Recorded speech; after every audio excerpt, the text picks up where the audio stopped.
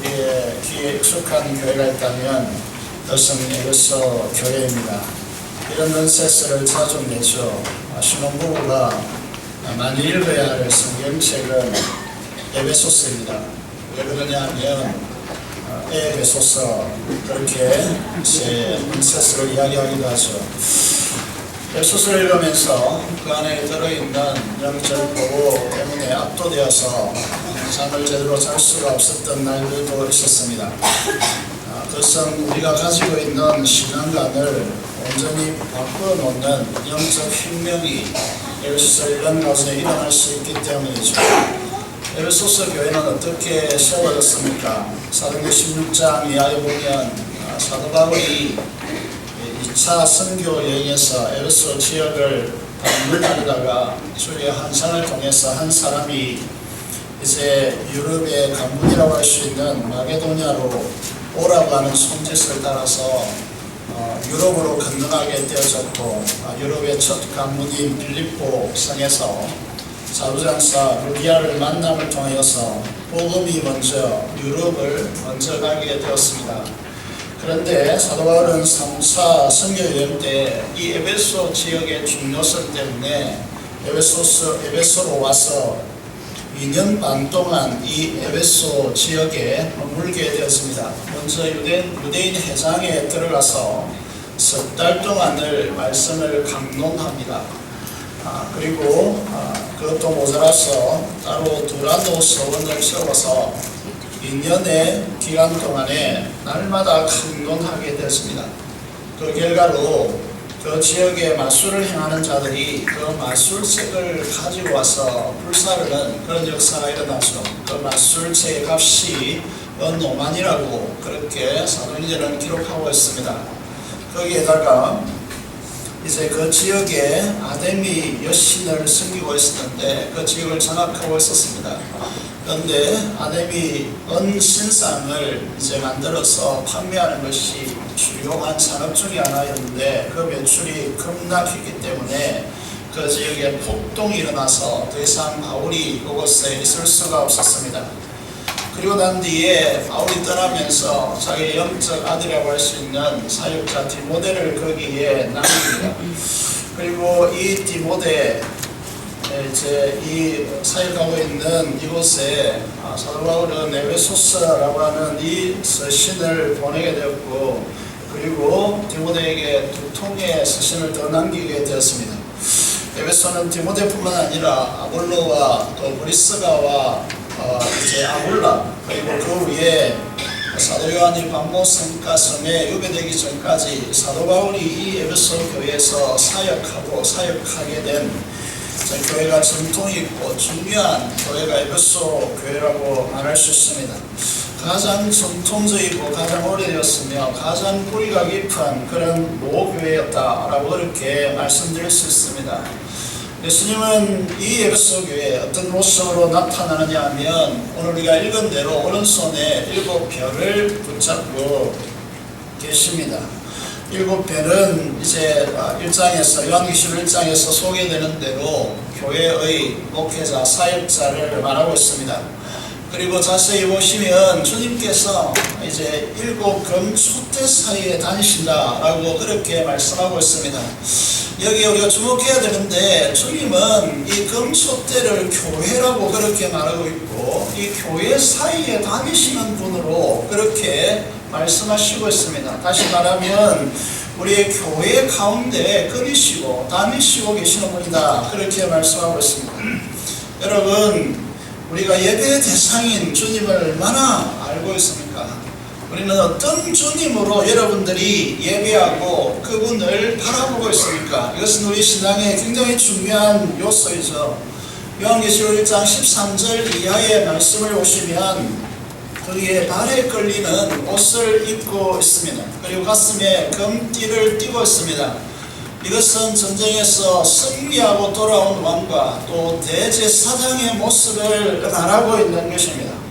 그리고 머리털의 희기가 흰 양털 같고 눈 같다고 그렇게 말합니다. 이 당시에 법관들이, 재판관들이 여러분 고대 영화를 보셨는지 모르겠지만은 흰 머리로 한 가발을 쓰고 재판장의 자리에 앉고 있습니다. 완전한 지혜를 가지시고 영원한 심판자 되시고 재판장이신 주님을 우리에게 보여주고 있습니다.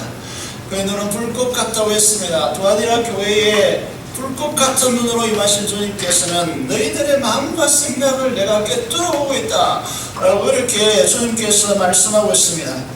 그리고 그의 발은 풀무불에 단련한 주석과 같다고 말하고 있습니다. 이렇게 진술한 이유가 무엇이냐면 다니엘서에 보시면 다니엘서 2장 31절 이하에 보시면 이 세계의 패권자가 된 느부갓네살이 자기가 점령한 모든 지역에 그 통치권을 상징적으로 보여주기 위해서 각도의 느부갓네살 신상을 세우게 되었습니다. 그럴 때에 하나님께서 그에게 환상으로 그가 세운 신상과 비교되어지지 않는 압도되어지는 신상을 그에게 보였습니다. 그래서 이제 머리는 순금으로 되어 있고 가슴과 팔은 은으로 되어 있고 배와 넓적자리는 노스로 되어 있고 종아리는 쇠요 그 발은 얼마는 쇠요 얼마는 진흙으로 이루어진 이 신상을 보여주고 있습니다. 다니엘서 2장 34절 35절의 말씀을 보시면 어떤 일이 일어나느냐 하면 갑자기 뜨인 돌이 날아와서 그 발을 칩니다. 그 발이 이제 흙과 진흙과 쇠로 되어져 있기 때문에 가장 약한 곳입니다. 고대에 기술이 발전되지 못했기 때문에 이 돌과 이것을 낄 수가 없는 것이죠.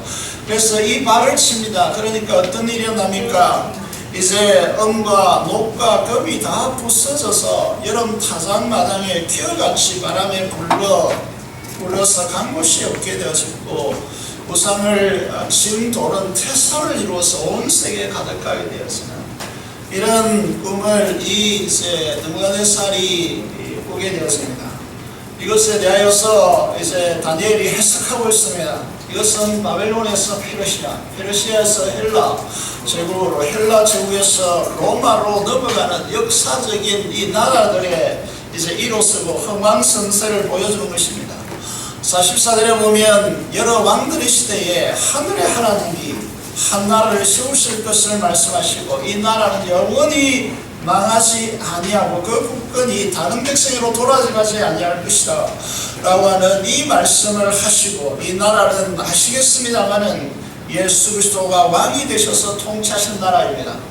그런데 이 나라의 왕된 예수 그리스도는 여러분 이 큰 신상 여러분 금으로 되어 있고 은으로 되어 있고 노쇠로 되어 있고 철과 진흙으로 되어져 있는 압도되어지는 이 신상과 비교해 볼 때에 예수님의 발이 풀무불에 단련된 이제 이런 이제 쇠로 그렇게 되어져 있다라고 그렇게 주님께서 말씀하고 있는 것이죠.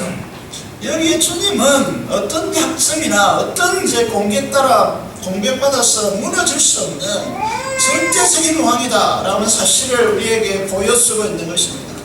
지금 우리가 경배하고 섬기고 예배하는 그 대상이 어떤 분이신가 라고 하는 것을 우리는 알아야 합니다. 이 아는 기쁨이 우리 마음속에 충만해야 한다는 것이죠.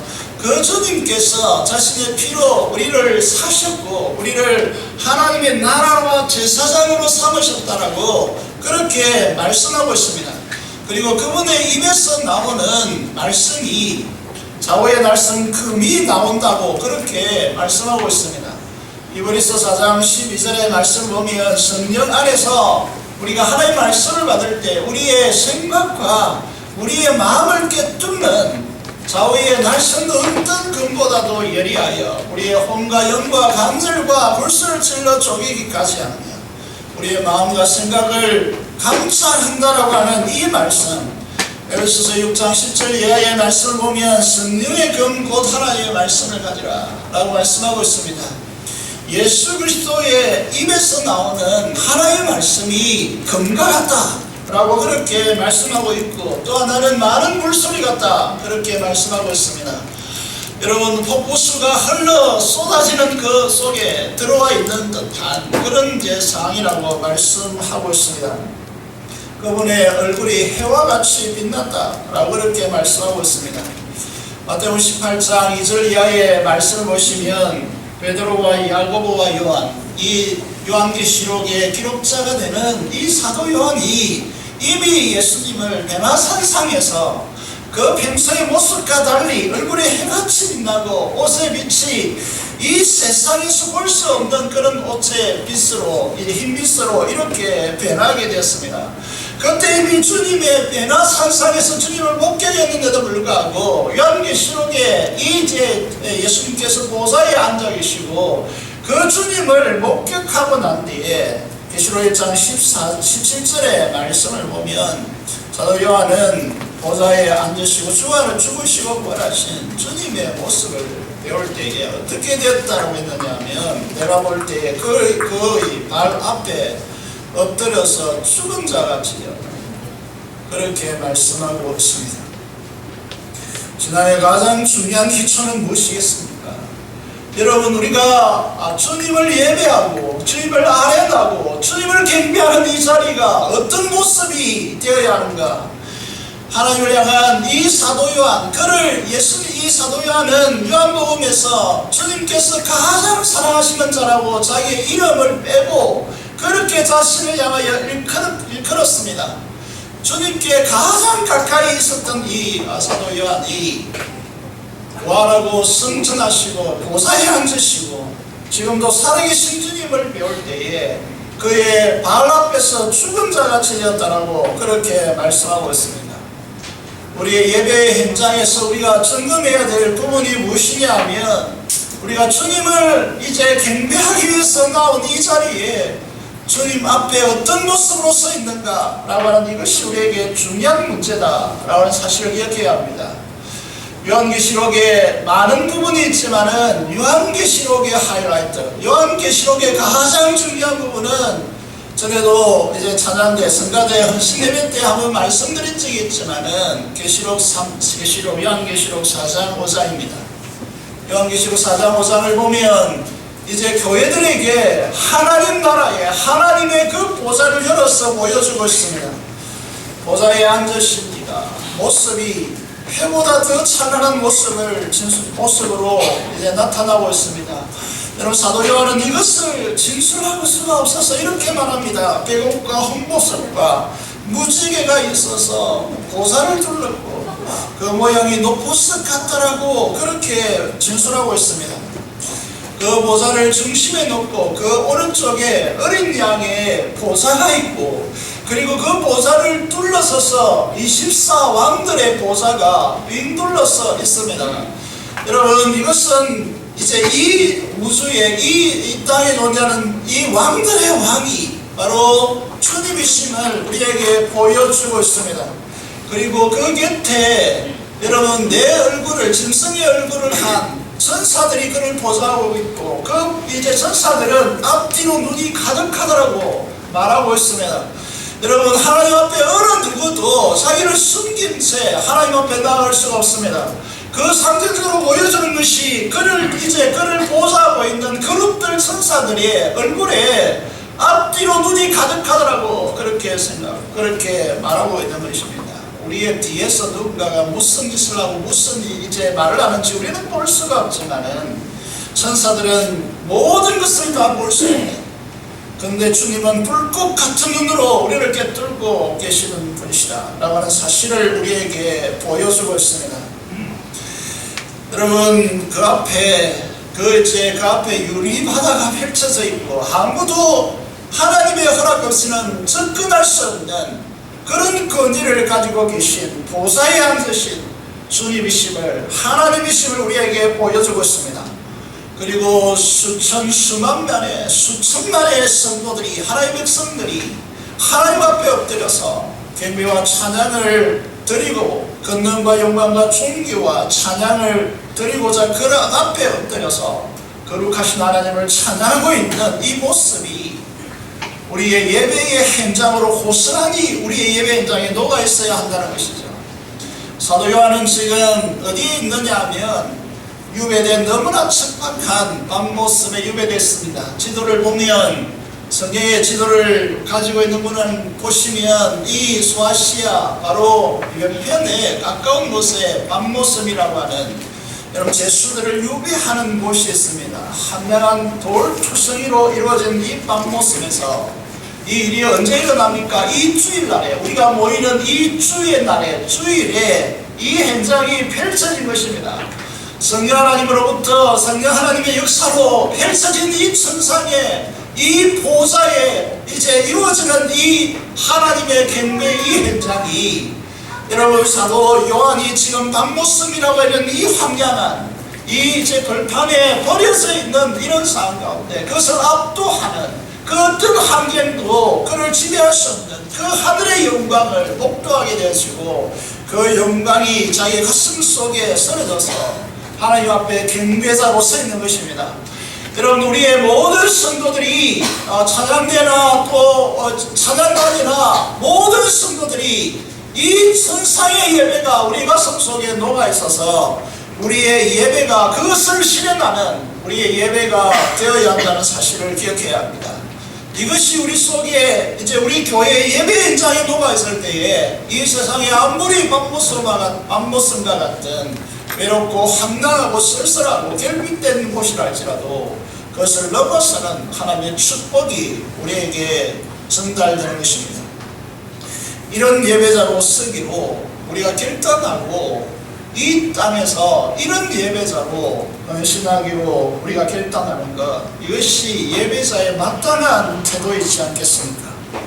주님의 영광과 그분의 말씀 앞에 죽은 자같이 되는 이 경외심이 우리 안에 자리 잡지 못하면 진정한 하늘의 참 예배자가 될 수 없다는 사실을 기억해야 합니다. 여러분 이제 우리가 진정한 예배로 인한 경외심이 우리 삶에 자리 잡지 못하면 교만하게 되어지고 하나님의 나라를 추구하는 사람이 될 수 없습니다. 이 경외심을 잃고 세속화되었을 때 교회는 이 세상을 복음으로 변화시킬 수 없고 하나님의 통치를 이 땅에 실현할 수가 없는 것입니다. 이 영광의 예배자들이 초롱성 같은 로마를 환란과 박해 가운데서도 복음을 증복할 수 있는 힘이 된 것입니다. 이 예배자들이야말로 이 세상을 복음으로 증복하는 하나님 통치를 실현하는 참된 사람들이 되게 되는 것입니다. 우리의 삶의 참 예배자는 예수 그리스도를 향하여서 만유의 주라고 만왕의 왕이라고 경배하며 그분 앞에 진정한 우리의 마음과 인격의 무릎을 꿇게 되는 것입니다. 에베소 교회는 교회를 신실하게 붙잡는 교회였습니다. 오늘날로 말하면 전통파 교회로서 유서 깊은 신학적 전통을 가지고 있고 뛰어난 성경 공부 프로그램을 가지고 있고 거짓된 이단 사상과 가르침을 분별할 수 있어서 어떤 이단도 들어올 수 없는 그런 교회였습니다. 주님은 에베소 교회를 향하여서 내 행위를 안다고 말씀하고 있습니다. 이 말은 진리를 머릿속으로만 이해하는 것이 아니라 그들의 삶에서 행동으로 이루어지고 있다는 의미입니다. 나그네들을 환대하고 병자들을 돌아보고 젊은이들을 진리로 세우고 연로한 분들을 열심히 신방하고 격려하는 그런 교회였습니다. 에베소 교회는 극심한 환난과 박해 속에서도 인내했다. 여러분 신앙에 있어서 인내 요소가 얼마나 중요한지 모릅니다. 주님을 향한 충정은 견고하게 결코 변할 수가 없는 그런 교회였습니다. 여러분 에베소 교회는 진리로 니골라 당이라고 하는 자칭 사도라 하는 거짓됨을 밝혀내고 그 가르침을 배격했습니다. 여러분 니골라 당의 교훈이 무엇이냐 하면 영혼은 구원받았지만 우리의 육신은 구원받지 못했다. 구속받지 못한 몸을 가지고 있다. 여기까지가 진리입니다. 그런데 문제는 무엇이냐 하면 우리 육신이 범하는 죄는 우리 영혼에게 영향을 미칠 수 없고 구원받은 사람은 죄를 지을 수가 없다라고 하는 그런 가르침을 펼칩니다. 오늘 현대에서 이런 가르침을 펼치는 곳이 어딥니까? 구원파입니다. 구원파는 두 가지 파가 있는데 바로 옥수파가 있고 유배우파가 있었습니다. 이 구원파의 특징은 무엇이냐 하면 기존 교회를 공격합니다. 구원받은 너희가 죄를 짓고 그렇게 고심할 수가 있느냐? 구원받은 사람은 죄를 지을 수 없고 참된 기쁨과 가운데 살아간다라고 그렇게 말합니다. 여러분, 이 거짓된 진리는 우리가 따를 필요가 없습니다. 에베소 교회도 이 사실에 대해서 철저히 배격해냈습니다. 2세기 초에 안디옥 교회에 이제 곧 교부라고 할 수 있는 속사도라고 할 수 있는 이그나시우스가 에베소 교회에 이런 편지를 보냅니다. 너희는 다 진리를 따라서 살아가니 너희 가운데 이단이 들었을 틈이 없다. 너희는 진리 안에서 예수 그리스도의 강한 말이 아니면 아예 듣지 않는다 라고 칭찬하고 있습니다. 그런데 주님께서 이 에베소 교회를 향하여서 결정적인 한 가지를 잃어버린 교회임을 지적하고 있습니다. 4절에 요한계시록 2장 4절에 말씀을 보시면 그러나 너를 책망할 것이 있은 인간이 너희가 처음 사랑을 버렸느니라 라고 그렇게 말씀하고 있습니다.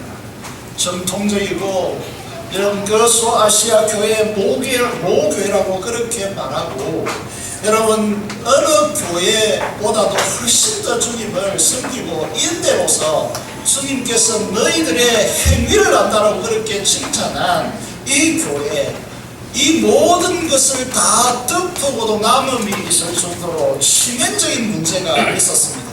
이건 한 가지가 없으면 아무리 나머지 다른 것을 잘해도 소용이 없는 것이 있습니다. 그것이 무엇입니까? 그것은 참 사랑을 잃었다라는 것입니다. 주님의 십자가의 사랑, 첫 사랑의 한이가 식어버린 교회이다 라고 하는 것입니다. 오래된 정통적인 교회, 복음적인 신앙생활, 윤리적인 탁월함, 그리고 그것으로 인해서 잣대를 가지고 생활하는 교회. 하지만 복음의 능력이 없습니다. 기도가 없습니다. 찬양의 뜨거움이 없습니다. 이것이 정통교회에 찾아오는 가장 무서운 현상입니다. 내적으로는 아무 문제가 없습니다. 오히려 더 견고한 조직력과 수고와 인내를 가지고 신앙생활을 하고 있습니다. 외부적인 활동은 더 활발해지고 불쌍하게 교회를 움직이고 있고 점차로 더 정문화되어져가는 교회 조직에 의존하여서 교회 일들이 이루어지고 있는 것입니다. 그러나 그럼에도 불구하고 결정적으로 이 모든 것들이 아무런 소용이 없게 만드는 한 가지 주님을 향한 사랑, 처음 사랑이 꺼져가고 있다는 사실입니다. 오전에 말씀을 보면 주님은 어디서 떨어진 것을 생각하고 회개하여 너의 처음 행위를 가지라, 처음 사랑을 가지라. 만일 그렇지 않고 회개하지 아니하면 내가 네게 임하여 내 촛대를 그 자리에서 옮기리라고 말씀하고 있습니다. 주님의 십자가의 감격을 잃어버리고 눈물과 뜨거운 성령의 체험이 없고 신앙의 감격이 없고 예배의 자리가 의례적인 종교생활이 되어지고 교회의 요청에 의해서 강제적인 사슬 속에서 이 자리에 와 있는 그런 제 몸이 건조한 종교생활로 일관하고 있는 것입니다. 전통적인 교회 특징이 무엇인지 아십니까? 진리의 율법적 잣대가 엄격한데 내면에 있는 자신의 문제를 놓고 진실한 대화를 할 수가 없는 것입니다. 내 마음에 있는 이 울분과 내 마음에 있는 영적인 문제가 가슴 아픔으로 녹아있는데 우리 성도를 만나서 이 부분을 내어놓고 함께 기도하고 그 문제를 내어놓고 눈물 흘리며 기도할 수 있는 그런 교회가 안 되는 것입니다. 서로를 건드리지 말라고 하는 것입니다. 영적 교만으로 가득 차 있어서 간섭하지 말라고 하는 것입니다. 이것은 이미 깊은 병든 교회입니다. 사랑 없는 사역과 그 수고는 그야말로 고역이 되는 것입니다. 야곱은 라헬을 사랑했기 때문에 이 11년간 외삼촌 이 거짓의 이제 수장이라고 할 수 있는 이 야곱보다 더 속임수의 달인이라고 할 수 있는 외삼촌 라반의 집에서 이 11년간을 보냈습니다.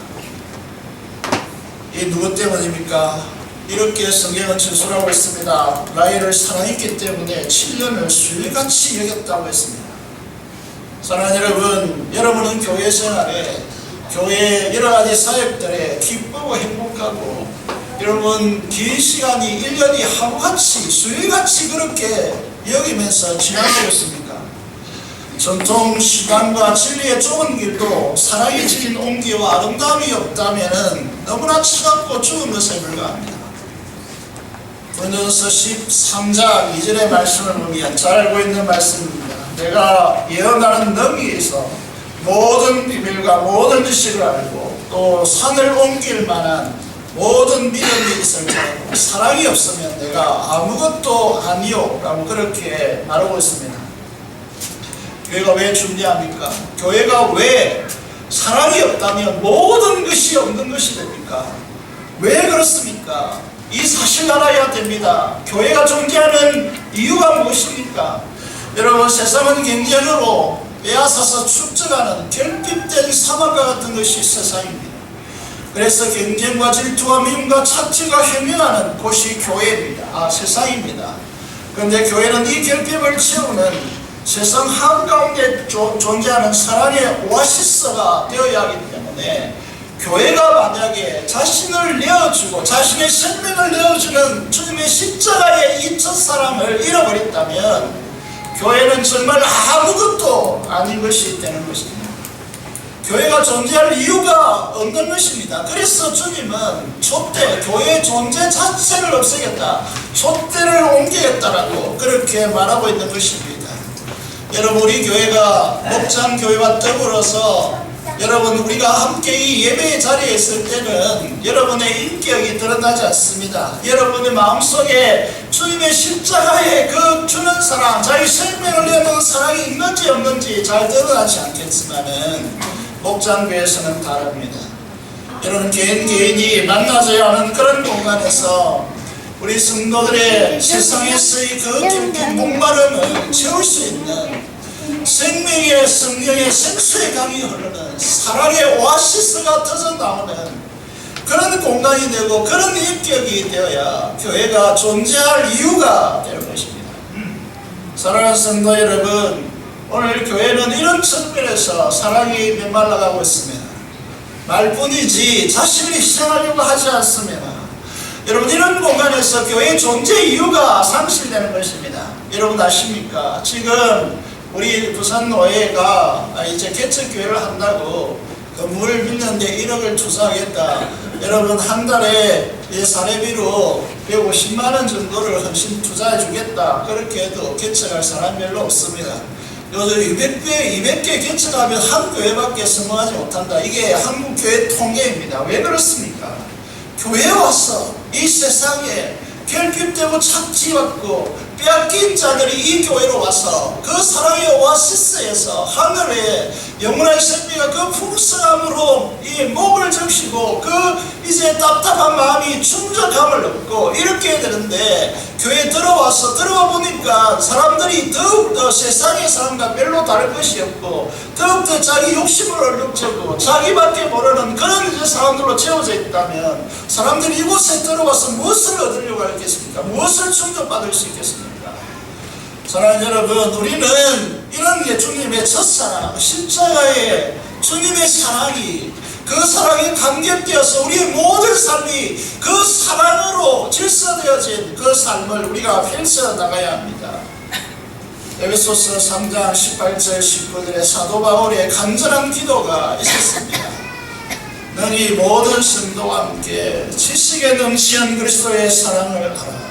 그 넓이와 길이와 높이와 깊이가 어떠함을 깨달아.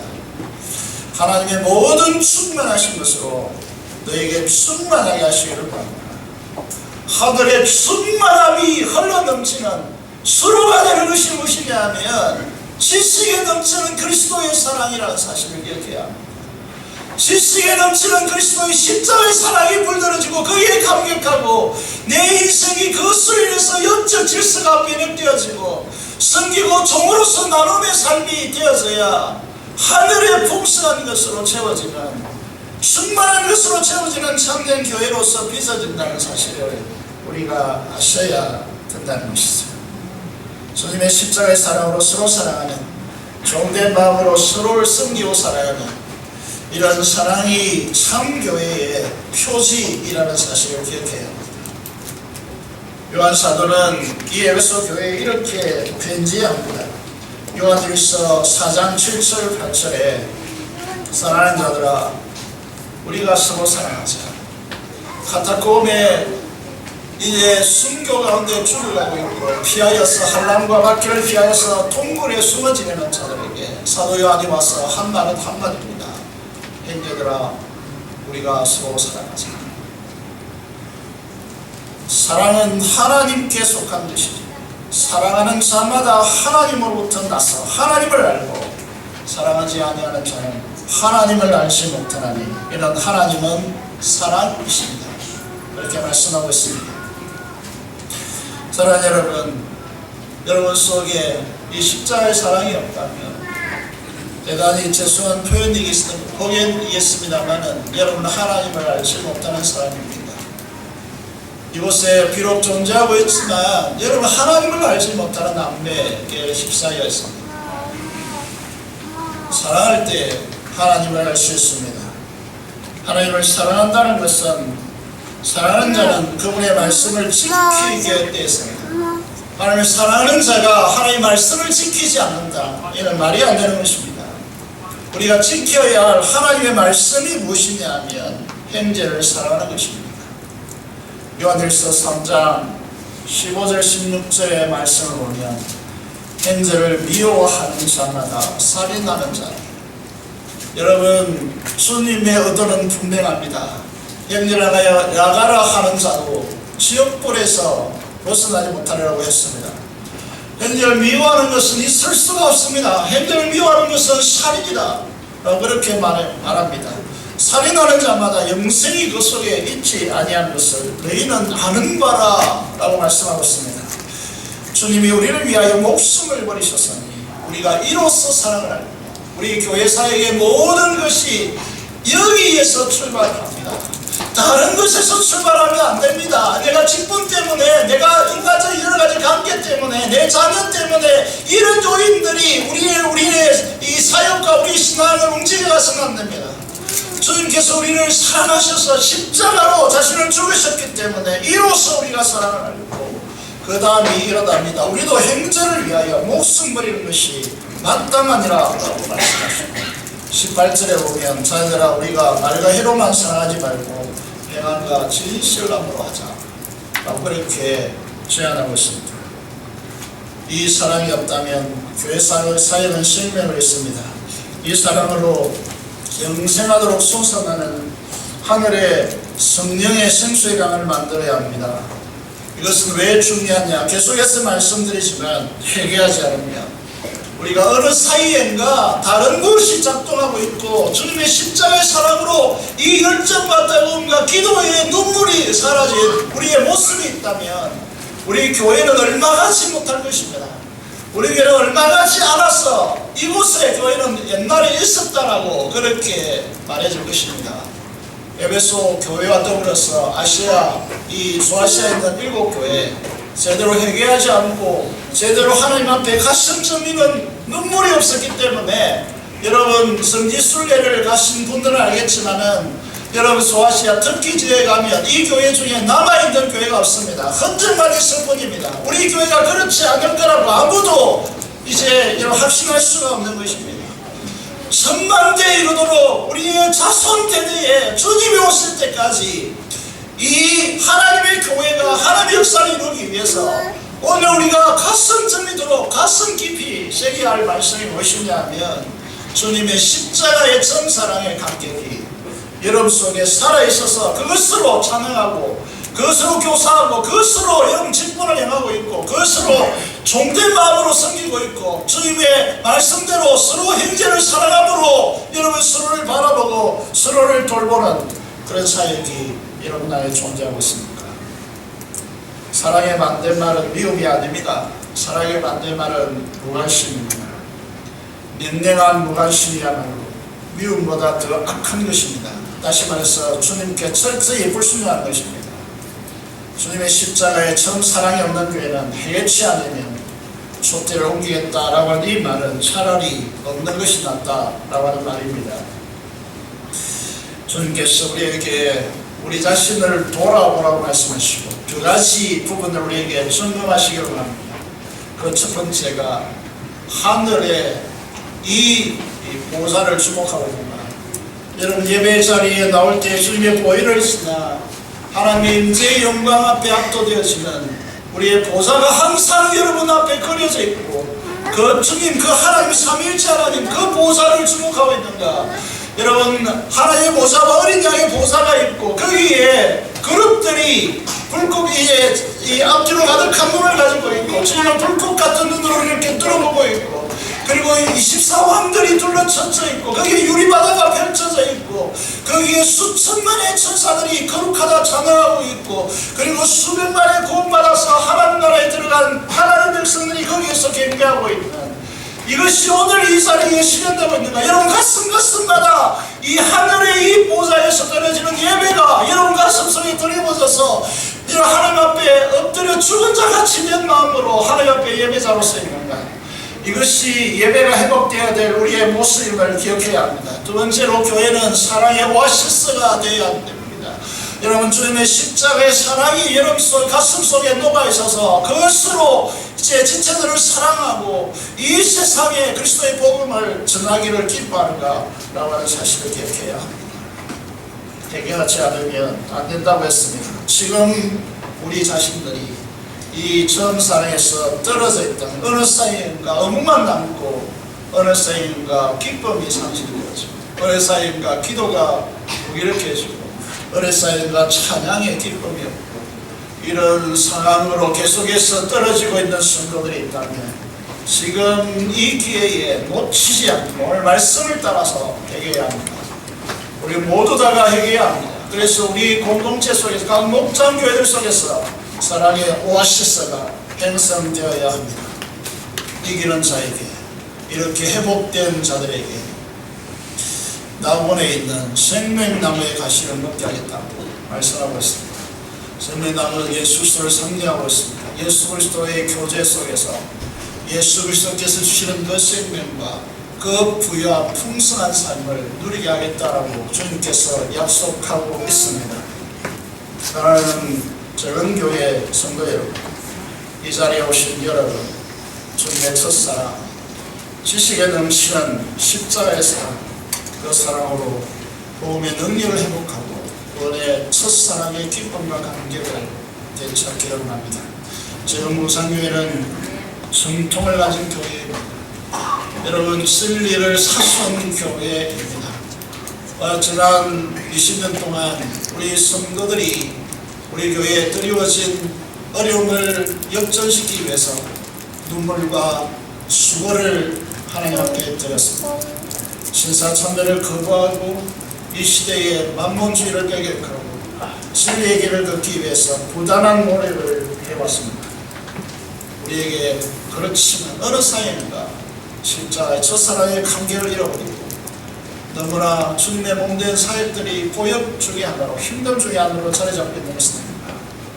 우리 가운데 사랑에 넘쳐나는 기쁨의 오아시스가 있어서 그 기쁨의 샘물을 마시고 성도와 교회가 정말 이 사랑에 감격하는 그런 교회가 되시기 바랍니다. 이 모든 이런 교회로 헌신하는데 진정으로 회개하고 나무의 생명과 실을 얻는 그런 은혜가 저와 여러분에게 있기를 주님의 이름으로 축원합니다.